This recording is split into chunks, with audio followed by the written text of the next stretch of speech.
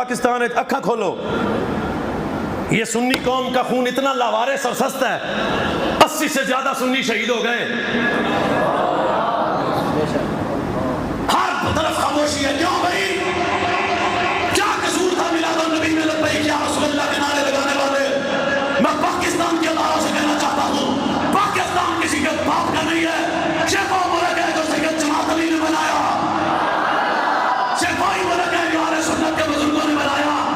اگر اس ملک میں اہل سنت کو تحفظ نہیں ملے گا تو کسی کو بھی تحفظ نہیں ملے گا. یہ تھے دو جرسی کو ہوتے اڑتے پجا پورے سارے ہوتے ہیں. سچیدہ صاحب کہاں گئے تھے سیکورٹی کے ادارے؟ کوئی اہل سنت کا تحفظ کرنے والا نہیں ہے.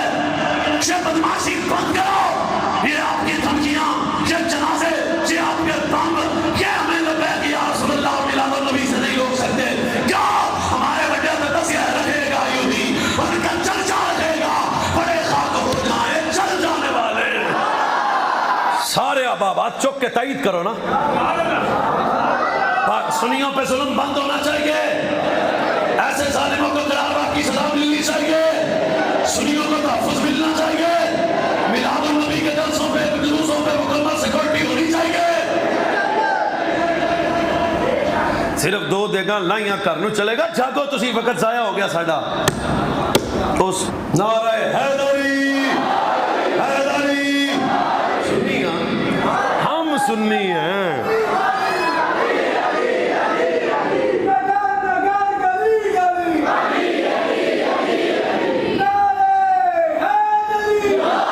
بلا فصل یہ نعرہ میرے لو ایڈ کر لو.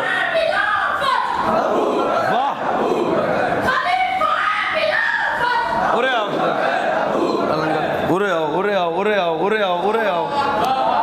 ہوں نہ کتیاں دی ایسی دیتا سی یہ تو شیر ہے نا ساڈے کو.